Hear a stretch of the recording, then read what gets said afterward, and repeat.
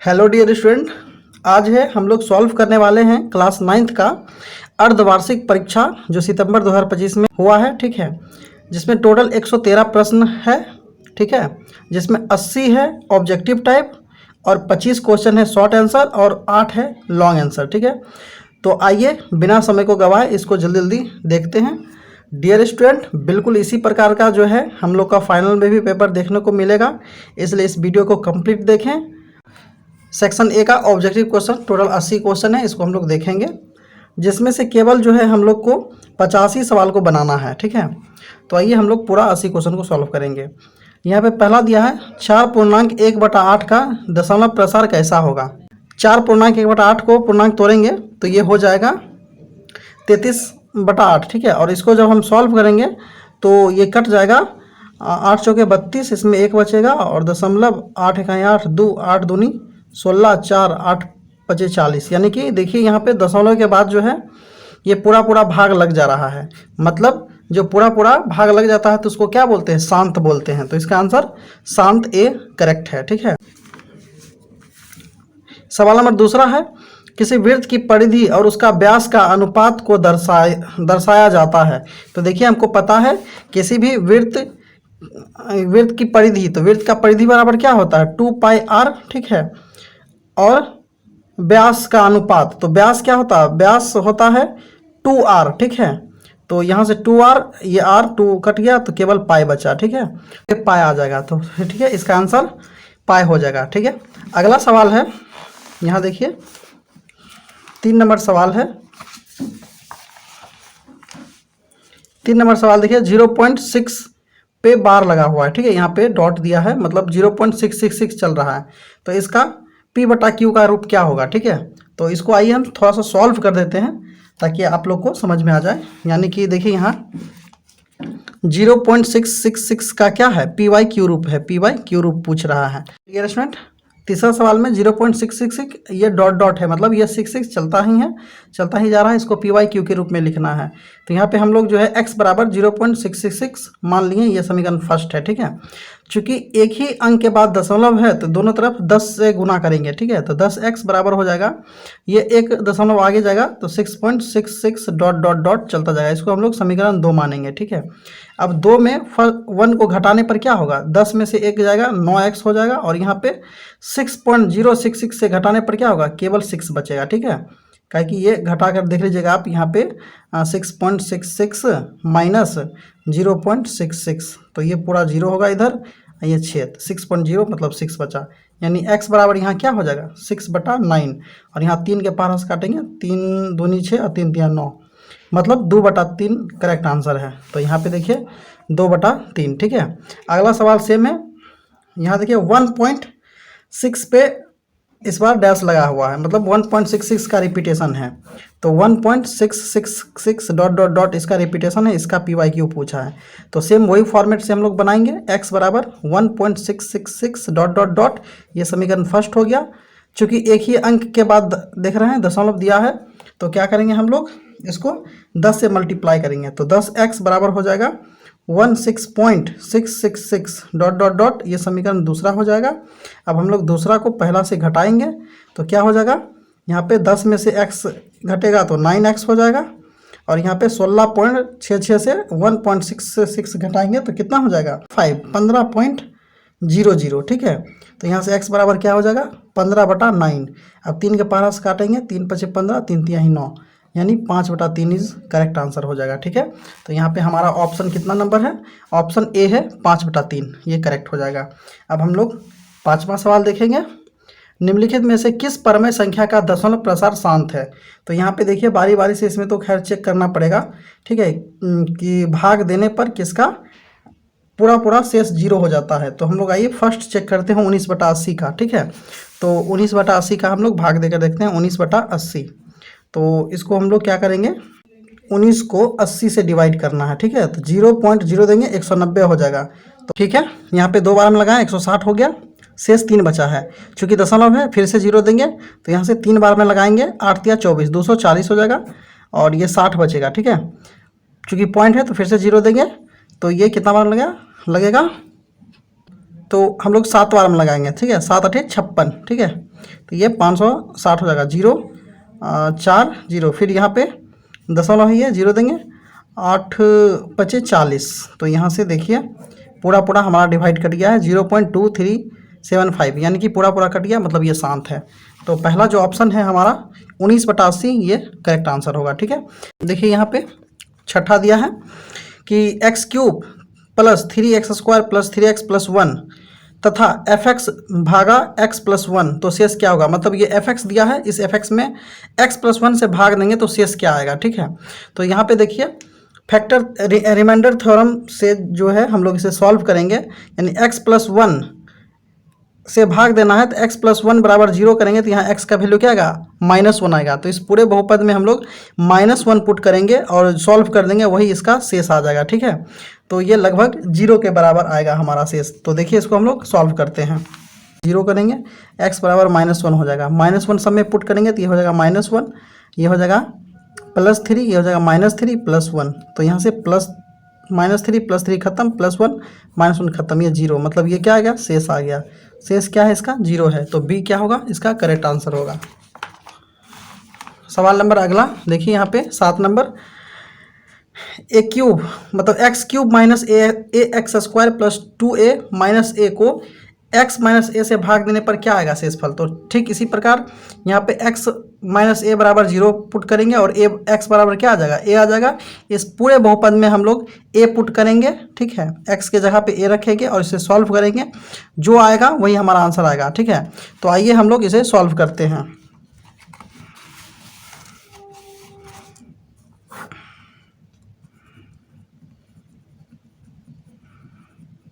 ये हमारा बहुपद है और x - a से भाग देने पे पूछ रहा शेष क्या होगा। ठीक है, तो इसको x - a बराबर 0 करेंगे तो x बराबर a आएगा।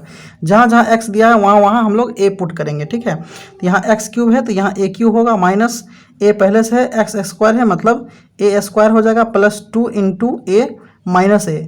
ठीक है, ये a³ माइनस ये हो जाएगा a³ a² - a, तो a³ होगा और ये +2a होगा, ये -a होगा। ठीक, तो यहाँ से -a³ + a³ कैंसिल होगा और 2a में a के जगह क्या बचेगा, +a बचेगा। तो इसका आंसर क्या हो जाएगा, इसका आंसर +a हो जाएगा, यानी कि बी नंबर। ठीक है, और अगला देखिए 8 नंबर सवाल। 8 नंबर सवाल है, मूल बिंदु के नियामक क्या है। मतलब मूल बिंदु यहाँ पे देखिए यही है, x अक्ष y अक्ष। ठीक है, x y है, मूल बिंदु का निर्देशांक 0,0 होता है। ठीक है, आगे देखिए 9 नंबर, कार्तीय तल में वह बिंदु जहाँ x अक्ष तथा y अक्ष परस्पर एक दूसरे को काटते हैं कहलाता है मूल बिंदु कहलाता है। जहाँ पे x अक्ष y अक्ष काटता है, ठीक है, उसे मूल बिंदु कहते हैं। तो बी ऑप्शन सही है। 10वां नंबर सवाल है, बिंदु -3,5 किस चतुर्थांश में स्थित है। आइए इसको थोड़ा सा समझते हैं चतुर्थांश के बारे में कि चतुर्थांश होता क्या है। यहाँ पे देखिए डियर स्टूडेंट, ये हमारा x, ये y अक्ष होता है, ये x अक्ष होता है। ठीक है, ये पहला चतुर्थांश होता है, ये दूसरा होता है, ये तीसरा चतुर्थांश और ये चौथा चतुर्थांश होता है। ठीक है, तो डियर स्टूडेंट इसमें क्या होता है, x भी प्लस y भी प्लस, इसमें दोनों प्लस प्लस, इसमें x माइनस, इसमें y प्लस होता है, इसमें x माइनस y भी माइनस, इसमें x प्लस होता है लेकिन y क्या होता है, माइनस होता है। ठीक है, तो x प्लस y माइनस। तो यहाँ पे देखिए सवाल में क्या दिया है, सवाल में हमें दिया हुआ है -3,5। ठीक है, तो -3,5 है, तो पहला -x माइनस है, y प्लस है, तो x - y प्लस किस में, देखिए x - y प्लस यानी दूसरा चतुर्थांश। तो option B is correct answer होगा, दूसरा चतुर्थांश, ऑप्शन बी सही है। ठीक है, दूसरा। आइए हम लोग 11वां सवाल की तरफ चले। तो यहाँ देखिए 11वां सवाल दिया हुआ है, यदि दो रेखाएं, ठीक है, एक ही रेखा के समांतर हो तो उन दोनों रेखाओं में क्या संबंध होगा।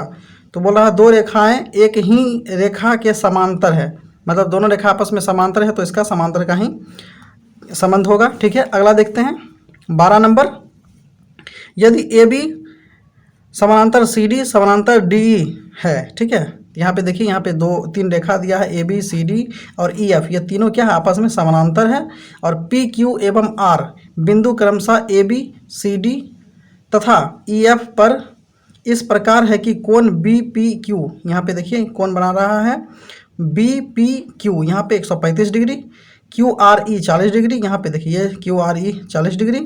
तो हमें पूछ रहा है पी क्यू आर, ये बीच का कोण क्या होगा, यहाँ पे पी क्यू आर यहाँ पे का कोण क्या होगा।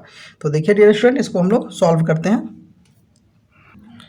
ठीक है डियर स्टूडेंट, हमें यहाँ का कोण निकालना है। तो यहाँ देखिए 135 है और यहाँ का कोण कितना होगा, ये दोनों कोण का योग कितना होता है, 180 के बराबर होता है। तो मतलब 135 में क्या जोड़ दे कि 180 हो जाएगा। तो यहाँ पे क्या होगा, 45 डिग्री होगा। क्यों, क्योंकि ये दोनों का सम 180 होना चाहिए, दोनों को जोड़ने पर 180 होना चाहिए। ठीक है, और यहाँ पे देखिए ये लाइन बोल रहा है समानांतर है, और ये कोण 40 है, तो ये भी क्या होगा, 40 ही होगा। क्यों, क्योंकि ये अंतः एकांतर कोण है। तो यानी कि ये पूरा कोण कितना हो गया, 40 और 45, 85 डिग्री। ठीक है, तो ये बीच का एंगल कितना होगा, 85 डिग्री। तो हमारा ऑप्शन कितना नंबर सही होगा, यहाँ देख लीजिए, ऑप्शन नंबर सी सही होगा, 85 डिग्री। ठीक है, आगे सवाल।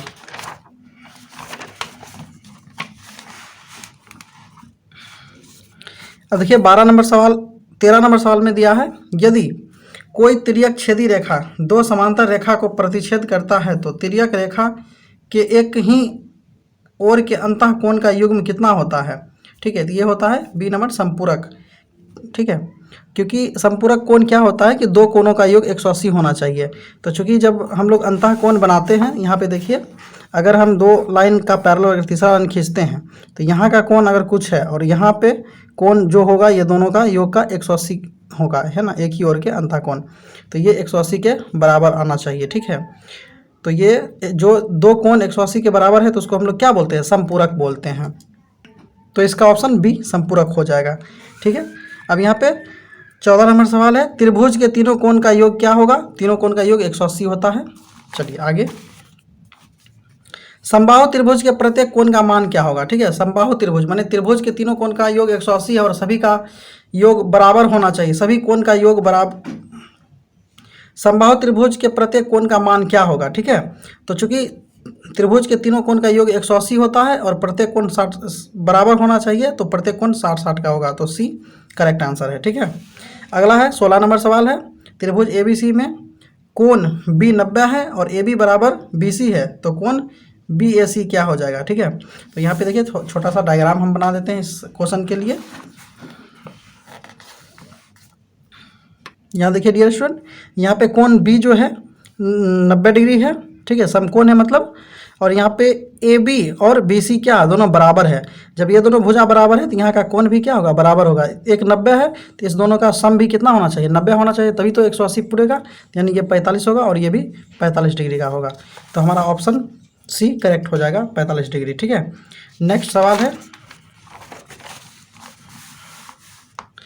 नेक्स्ट 17 नंबर सवाल है, त्रिभुज के तीनों कोणों का योग फल कितने समकोण के बराबर होता है। तो हमको पता है त्रिभुज के तीनों कोण का योग 180 होता है और 180 में दो समकोण होगा, 90-90। ठीक है, तो दो समकोण। आइए 18 नंबर सवाल है, त्रिभुज ABC में कोण BAC बराबर 53 है तथा कोण ABC 62 है। कोण BAC 53 और ABC 62 है, तो कोण ACD बताइए। ठीक है, तो यहाँ पे देखिए त्रिभुज के तीनों कोण का योग 180 होता है, तो ये दोनों को जोड़ करके 180 से माइनस कर लेंगे तो हमारा आंसर 65 आ जाएगा। ठीक है, आगे देखिए,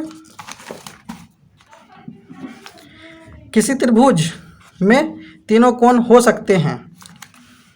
19 नंबर सवाल, किसी त्रिभुज में तीनों कोण हो सकते हैं। तीनों कोण क्या हो सकता है, तीनों कोण का योग तो 180 पूर्णा ही चाहिए। समकोण अगर तीनों देंगे तो 180 से ज़्यादा होगा, अधिक कोण तो ऐसे ही 180 से ज़्यादा है, तो ये दोनों पहले ही नहीं होगा।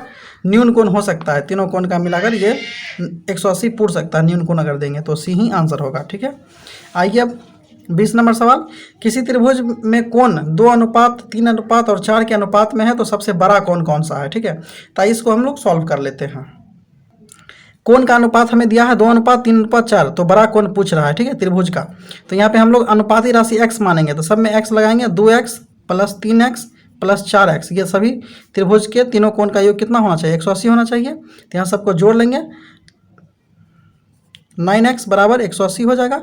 यहाँ से x बराबर क्या हो जाएगा, 20 हो जाएगा। तो x बराबर 20 हो गया। इसमें सबसे बड़ा है 4, तो 4 × 4x, सबसे बड़ा कोण है 4x, तो 4 × x 20 कर देंगे, तो 20 चौके 80 डिग्री। तो सबसे बड़ा कोण क्या होगा, 80 डिग्री का। तो यानी कि option D is the correct answer. ठीक है, ठीक है। 21 नंबर सवाल है, यहाँ त्रिभुज दिया है ABCD, ठीक है, जिसमें BC को D तक बिंदु तक बढ़ाया गया है, यानी कि BC भुजा है, D तक बढ़ाया गया है। तो कोण ACD मतलब ये कोण पूछा है, ये कोण कौन सा होता है, ये बाहर का कोण बहिष कोण होता है, और हमको पता है बहिष कोण क्या होता है, त्रिभुज के दो अंतः कोणों का योग के बराबर। मतलब ये कोण A और कोण B को जोड़ने पर जो होगा वही कोण ये बहिष कोण आएगा ACD। तो यहाँ पे डायरेक्ट आंसर C है, BAC प्लस कोण ABC, ये करेक्ट आंसर होगा। अगला सवाल है, त्रिभुज ABC में कोण B 76 है 76 डिग्री तथा कोण C 48 है, तो कोण A क्या होगा। हमको पता है त्रिभुज के तीनों कोण का कितना होता है, योग 180 होता है। तो इस दोनों को जोड़कर 180 से माइनस करेंगे तो 56 डिग्री आंसर आ जाएगा, ठीक है। 23 नंबर सवाल है, त्रिभुज ABC में कोण A प्लस कोण B का मान 125 दिया है तथा कोण A प्लस कोण C का मान 113 दिया है, तो कोण A निकालिए, ठीक है। तो ठीक है, इस पर थोड़ा सा हम सॉल्व कर लेते हैं, इसमें बहुत बच्चा को डाउट आ रहा था, ठीक है। तो यहाँ देखिए दिया हुआ है,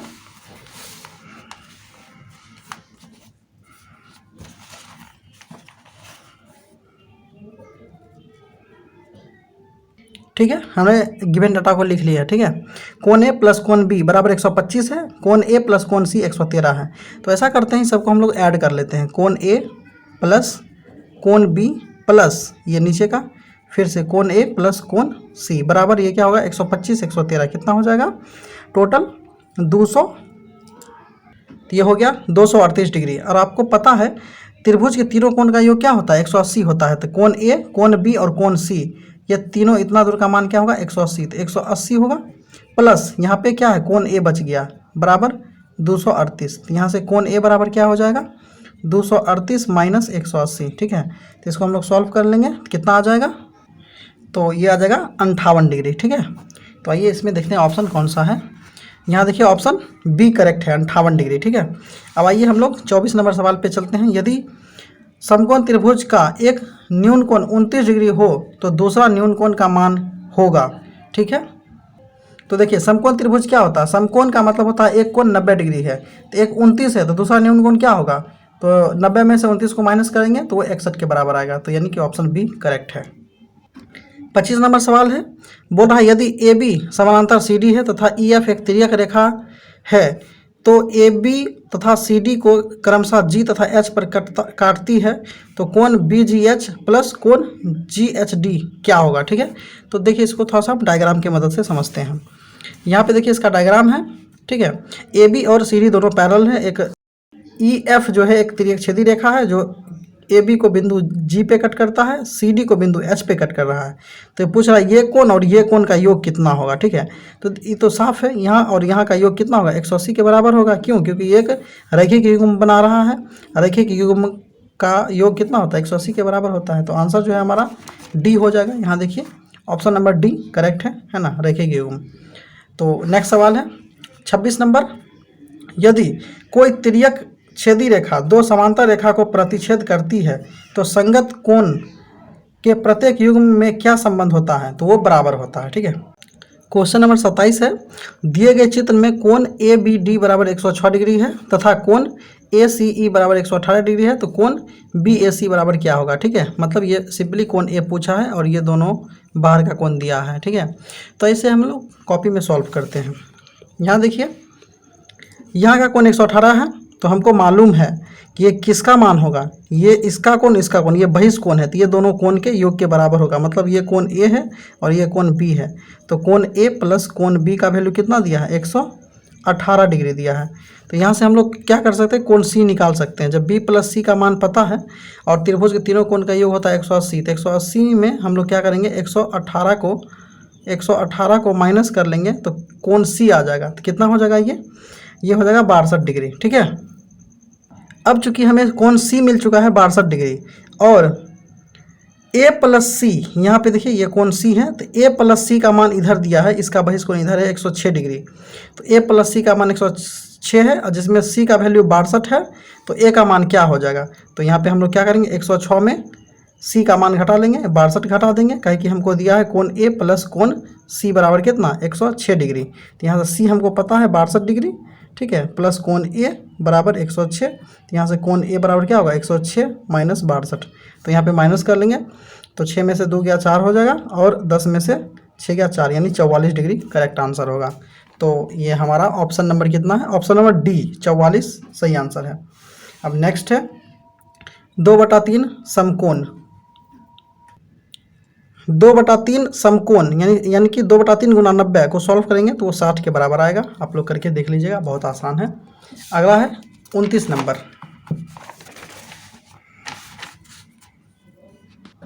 29 नंबर सवाल है 59 यानी कि 59 डिग्री का पूरा कोण क्या होगा? पूरा कोण क्या होता है? दो कोणों का योग मिलाकर 90 होना चाहिए। मतलब 59 में क्या जोड़ दें कि 90 हो जाएगा, यानी 31 जोड़ देंगे तो ये 90 हो जाएगा। तो यानी 59 का पूरा कोण क्या होगा? 31 होगा। A correct answer. दूसरा दिया हुआ है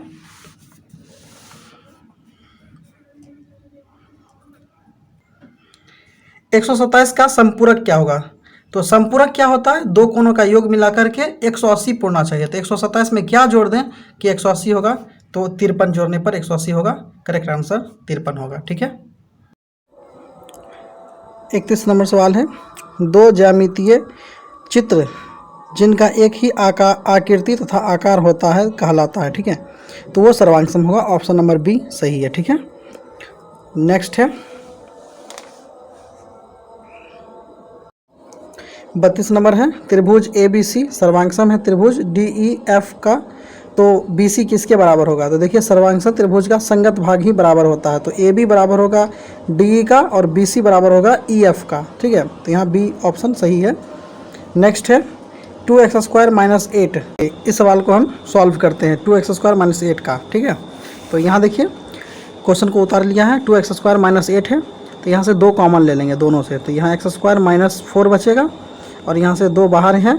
x² - 4 है, तो यहाँ पे हो जाएगा x² ही देंगे, -4 को लिखेंगे 2 का स्क्वायर। ठीक है, तो यहाँ पे क्या हो गया? x² a² - b² का फॉर्मूला, तो यहाँ से 2 बाहर रहेगा और इसका क्या होता है? x + a और x - a, तो ये फॉर्मूला है। तो आंसर देखिए यहाँ पे सी नंबर। ठीक है, और यहाँ पे 34 नंबर सवाल है एक समकोण समद्विबाहु त्रिभुज के सबसे बड़ा कोण का मान क्या होगा? तो देखिए समकोण एक ऑलरेडी त्रिभुज में एक 90 डिग्री का कोण हो चुका है, तो बाकी 2 क्या होगा? समबाहु त्रिभुज के सबसे बड़ा कोण का मान क्या होगा? वो 90 ही सबसे बड़ा होगा। ठीक है, बाकी 2 न्यून कोण होगा, इससे छोटा ही होगा। 35 नंबर सवाल है। ठीक है, त्रिभुज की भुजाओं के लंब समद्विभाजकों के कटान बिंदु को कहा जाता है। तो इसे डियर स्टूडेंट हम लोग परिकेंद्रक कहते हैं। इसे आप लोग याद कर लीजिएगा, ये परिकेंद्रक ऑप्शन ए करेक्ट आंसर है। ठीक है, अब 36 नंबर सवाल है। ठीक है, 36 नंबर में दिया है त्रिभुज ABC में कोण BAC यानी कोण ए का बात कर रहा है कि सामने वाले भुजा को निम्नलिखित विकल्प में से किसके द्वारा व्यक्त किया जाता है? तो इसका करेक्ट आंसर बी होगा। ठीक है, ए से ही दिखाते हैं। अगर कोई भी त्रिभुज है हमारा, यहाँ देखिए। ठीक है, ये कोई त्रिभुज है, ये कोण ये ए है, बी है, सी है, तो ये कोण ए है, इसके सामने का भुजा ये ए होगा, इसका ये बी होगा, इसका ये सी होगा। ठीक है, तो इस प्रकार हम लोग दिखाते हैं त्रिभुज के भुजाओं को। 37 नंबर सवाल है जिसमें बोला है हीरोन के सूत्र में एस का मान होता है। तो एक्चुअली एस होता है अर्ध परिमाप। तो परिमाप क्या है? सभी भुजाओं का योग। तो a + b + c सबको जोड़ देंगे और 2 से डिवाइड कर देंगे तो अर्ध परिमाप हो जाएगा। तो बी करेक्ट आंसर होगा। ठीक है, 38 नंबर है a बराबर 41 है, b बराबर 28 सेंटीमीटर है तथा c बराबर 15 सेंटीमीटर है। तो s क्या होगा? तो s होता अर्ध परिमाप। तीनों का मान दिया है, भुजाओं का मान त्रिभुज का ABC जोड़ करके 2 से डिवाइड कर देंगे तो आंसर जो है ए ऑप्शन ए 42 आ जाएगा। ठीक है, सबको जोड़ देना है और 2 से डिवाइड कर देना है। ठीक है, 39 नंबर सवाल है किसी त्रिभुज का क्षेत्रफल ज्ञात करने के लिए हीरोन का सूत्र होता है। तो हीरोन का सूत्र होता है √S × S - A S - B S - C। ये option B is correct answer है। ये बिल्कुल फार्मूला है, इसे आप लोग याद कर लीजिएगा, बहुत VVI है। ठीक है, आगे देखिए 40 नंबर में है समकोण त्रिभुज का क्षेत्रफल क्या होता है? 1/2 गुणे आधार गुणे ऊंचाई। Option A correct answer. 41 number में है त्रिभुज ABC में AB बराबर AC है, तो कोण ABC क्या हो जाएगा? ठीक है, कि जब त्रिभुज हम कोई लेते हैं और ये भुजा AB और BC ये दोनों बराबर है, तो इस दोनों बराबर के भुजा के ये कोण दोनों क्या होगा? आपस में बराबर होगा। मतलब ये कोण जो है कोण B बराबर कोण C होना चाहिए। ठीक है, मतलब कोण ए बी सी बराबर कोण ए सी बी होना चाहिए, जबकि ऐसा कोई भी ऑप्शन हमारा इसमें नहीं दिया हुआ है। ठीक है, तो इसमें हमें मिस प्रिंट लग रहा है। 42, यदि त्रिभुज ए बी सी में ए बी बराबर ए सी तथा कोण बी एवं कोण सी समद्विभाजक एवं दूसरे कोण इस प्रकार ओ बिंदु पर काटता है कि कोण बी ए सी बराबर 100 हो, तो कोण बी ओ सी क्या होगा। तो ठीक है, आइए इसको हम लोग सॉल्व करें। ठीक है डियर स्टूडेंट, हमने एक डायग्राम बना लिया है क्वेश्चन के अकॉर्डिंग। ए बी सी एक त्रिभुज है जो बोल रहा है बी को एक लाइन जो है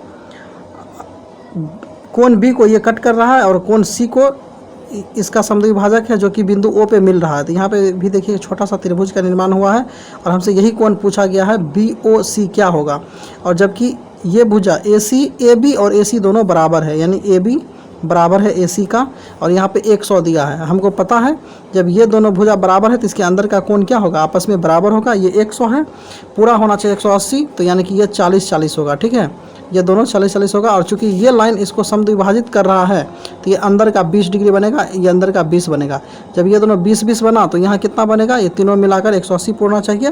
तो 20-20 40 हो गया और यहाँ पे 140 होगा। ठीक है, तो यानी 140 में 40 जोड़ेंगे तभी 180 पूरेगा।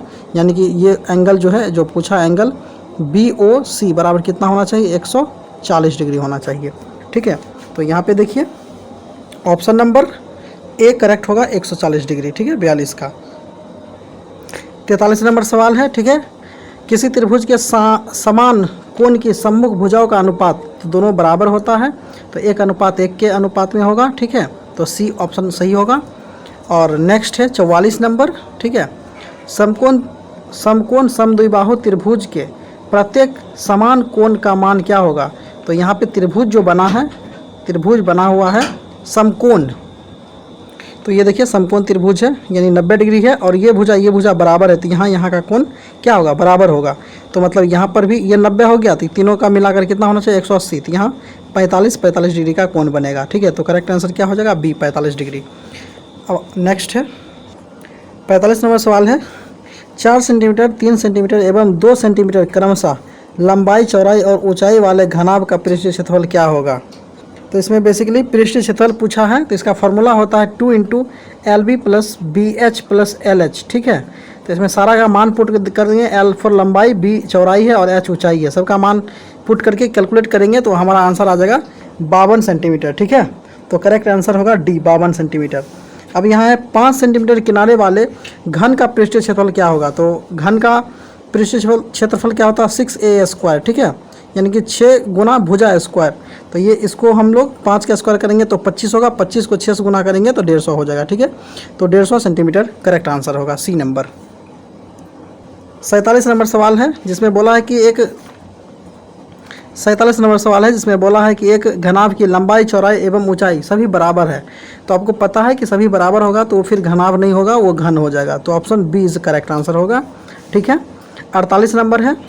3 घनों को जिनमें प्रत्येक का किनारा 6 सेंटीमीटर है शुरू से अंत तक जोड़ने पर प्राप्त घनाभ की लंबाई क्या होगा। तब देखिए 6 सेंटीमीटर को लगातार जोड़ा गया है 3 करके, तो 6 × 18 सेंटीमीटर होगा, डी करेक्ट आंसर। ठीक है, 49 नंबर है।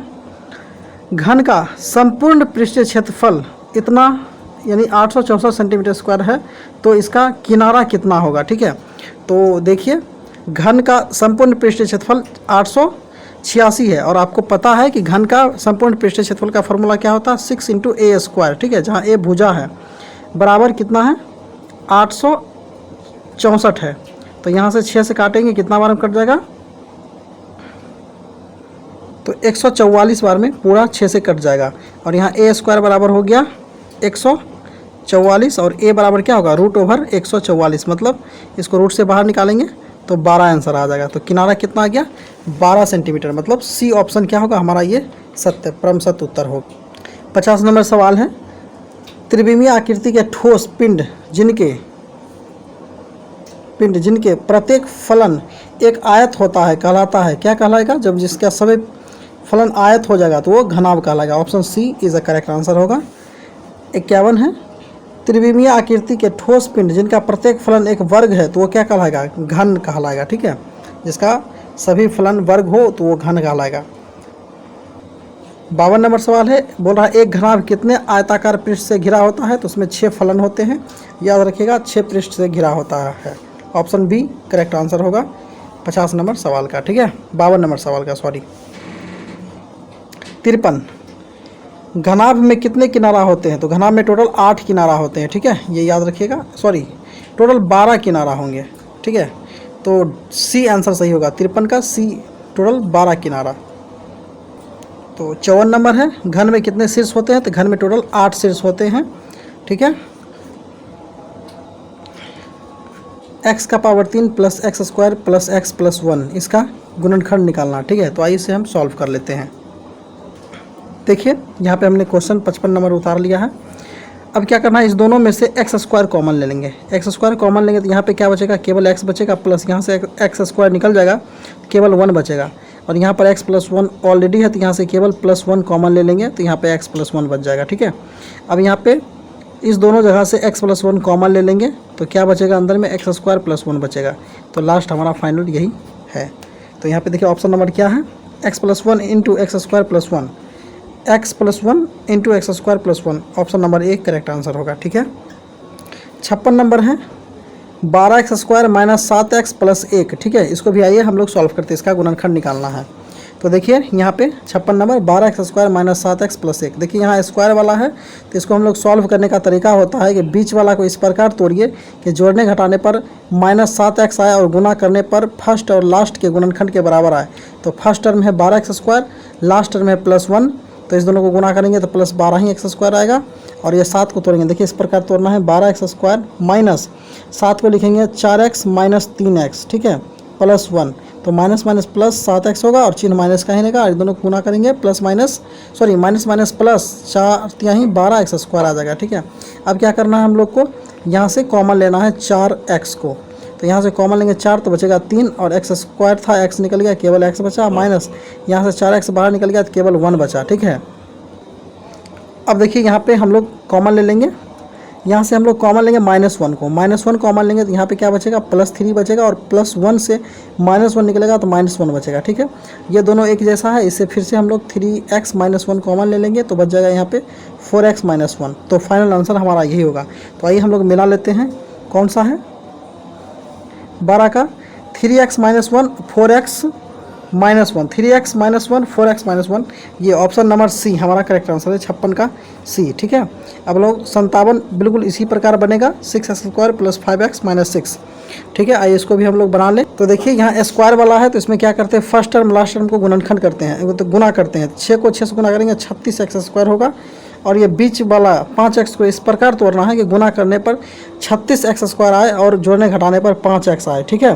तो आइए इसको हम लोग ब्रेक करते हैं। देखिए यहाँ पे 6x स्क्वायर और 5 को तोड़ेंगे प्लस 9x माइनस 4x में, ठीक है, -6। अब देखिए 9 चौके 36 आएगा, 9 में से 4 घटाएंगे तो 5 आ जाएगा, बिल्कुल हमारा परफेक्ट पेयर बना है।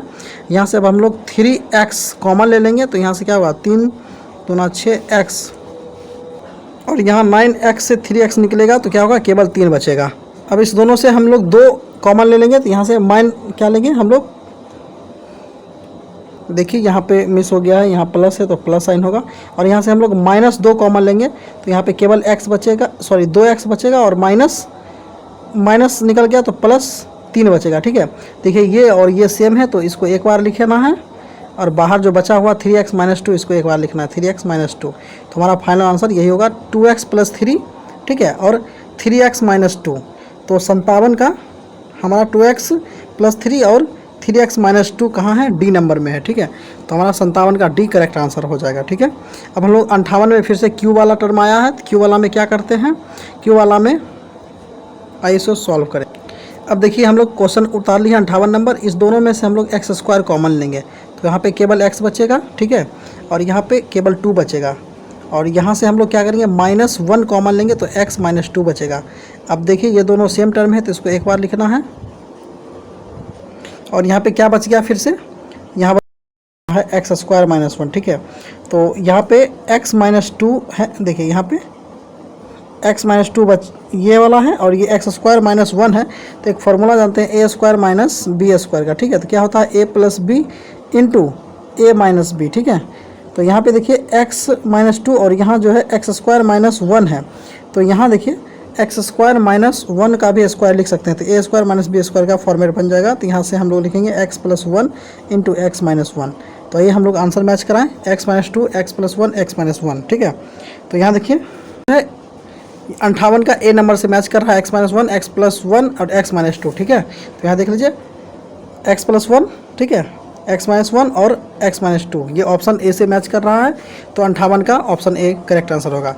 अब 59 का देखिए, फिर से हमें इसका भी गुणनखंड करना है, स्क्वायर वाला है, तो आइए इसे हम सॉल्व करें। तो देखिए स्क्वायर वाला में हम लोग क्या करते हैं, यहाँ x² 14x² + 9x + 1 है, स्क्वायर है, तो बीच वाला को इस प्रकार तोड़ते हैं कि जोड़ने घटाने पर 9x पूरे और गुना करने पर 14x² के बराबर पूरे, यानी कि पहला और लास्ट टर्म। तो 1 से गुना करेंगे 14 को, तो 14 ही होगा, तो इसलिए हम लोग बीच वाला को इस प्रकार तोड़ेंगे कि जोड़ने घटाने पर 9x पूरे और गुना करने पर 14x² पूरे, ठीक है। तो आइए इसे हम लोग तोड़कर लिखते हैं। 9 को लिखेंगे 7x + 2x, ठीक है, +1, 7 दूना 14 हो जाएगा, 7 दूना 9 भी हो जाएगा। अब यहाँ से हम लोग 7x कॉमन लेंगे, तो यहाँ से 7 दूना 14x प्लस यहाँ पे 1 बचेगा, और यहाँ से +1 कॉमन लेंगे तो 2x + 1 बचेगा। तो यहाँ से 7x + 1 × 2x + 1, ये इसका गुणनखंड हो जाएगा, ठीक है। तो आइए हम लोग ऑप्शन मिलाते हैं 7x + 1 और 2x + 1 का। 7x + 1 और 2x + 1 यानी कि ऑप्शन नंबर सी हमारा मैच कर रहा है, तो 59 का सी करेक्ट आंसर होगा, ठीक है। 60 नंबर सॉल्व करते हैं। यहाँ पे दिया है x² + 5x - 24। तो देखिए यहाँ फिर से स्क्वायर वाला है, तो इसको हम लोग सॉल्व करते हैं। देखिए यहाँ पे हम लोग क्वेश्चन उतार लिए हैं। यहाँ देखिए स्क्वायर वाला है, तो बीच वाला को इस प्रकार तोड़ेंगे, यानी 5x को इस प्रकार तोड़ेंगे, जोड़ने घटाने पर 5x पूरे और गुना करने पर क्या है, फर्स्ट टर्म और लास्ट टर्म के गुणनफल के बराबर है, यानी कि -24x² पूरे, ठीक है। तो देखिए इसको हम लोग तोड़ते हैं, x² + 5x को हम लोग तोड़ेंगे 8x - 3x में, ठीक है, और -24। देखिए 8 दिया 24 हो गया, और 8 में से 3 गया तो 5 आ गया। अब यहाँ से हम लोग कॉमन ले लेते हैं, ठीक है। तो हम लोग यहाँ से कॉमन लेंगे केवल x, तो यहाँ x² है तो केवल x बचेगा, प्लस यहाँ 8 बचेगा, और हम लोग यहाँ से केवल -3 कॉमन लेंगे तो x - 8 बचेगा, ठीक है। तो यहाँ से x - 3 × x + 8, ये आंसर हमारा फाइनल हुआ। तो आइए हम लोग मिलाते हैं, कहाँ पे है, x - 3 और x + 8 है ना, तो x - 3 और x + 8, ए नंबर करेक्ट आंसर है, ठीक है, 60 का ए होगा।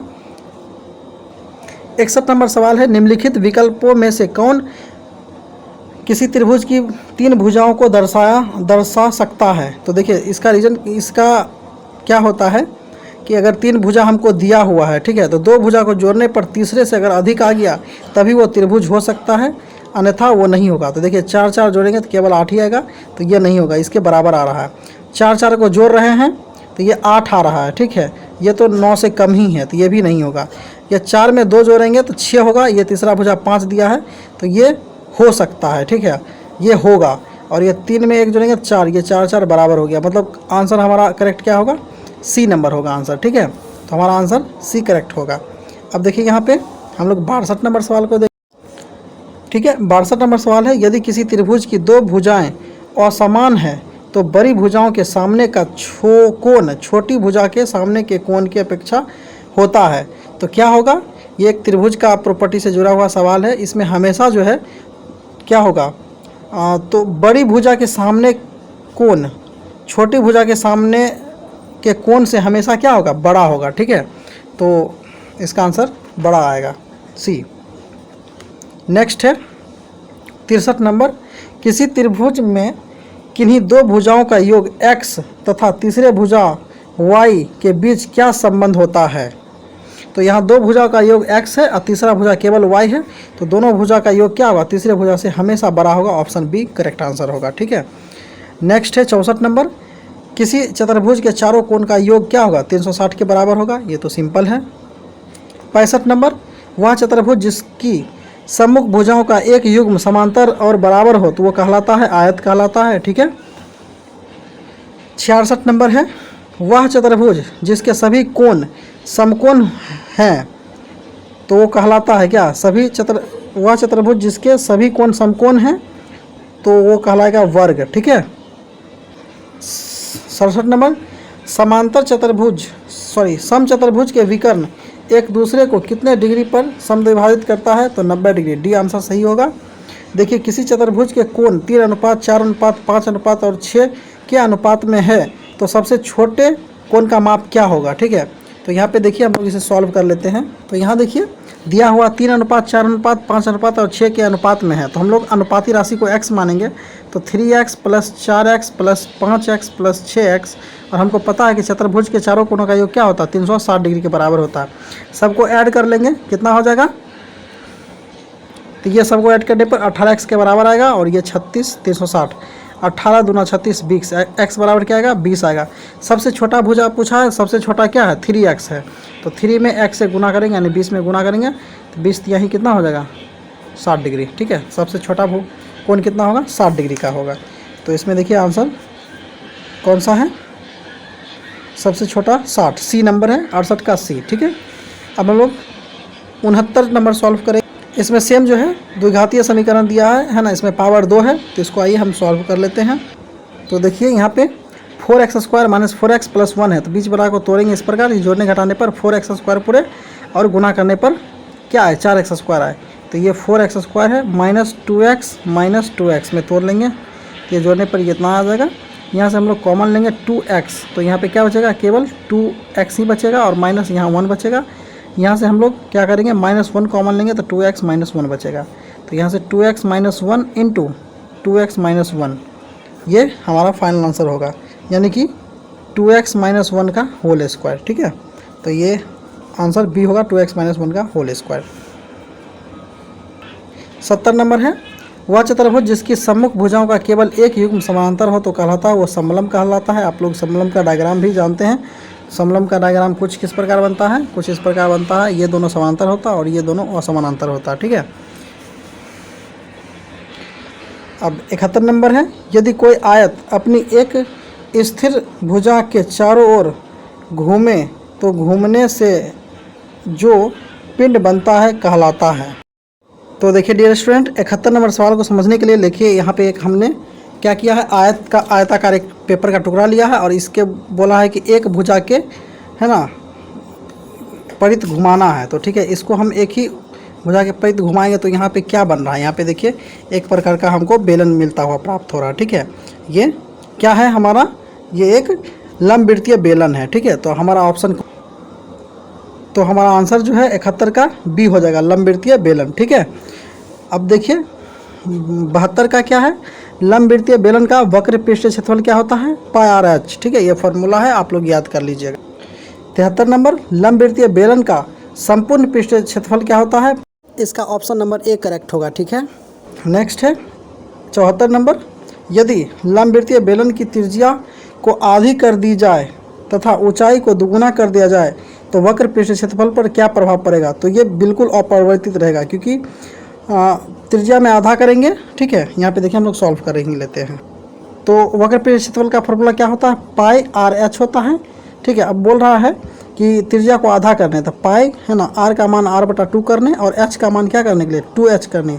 यहाँ से 2 से 2 कैंसिल होगा तो फिर भी πr/h ही आएगा, मतलब ये मान अपरिवर्तित आ रहा है। ठीक है, तो हमारा ऑप्शन जो है सी करेक्ट होगा, अपरिवर्तित रहेगा। ठीक है, यहाँ देखिए 75 नंबर में, यदि लंबवृत्तीय बेलन के आधार की त्रिज्या 5 सेंटीमीटर तथा ऊंचाई 7 सेंटीमीटर हो तो इसका वक्र पृष्ठीय क्षेत्रफल क्या होगा 110 सेंटीमीटर। ठीक है, आइए इसको सॉल्व कर लेते हैं। ऐसे तो आंसर 20 करेक्ट है।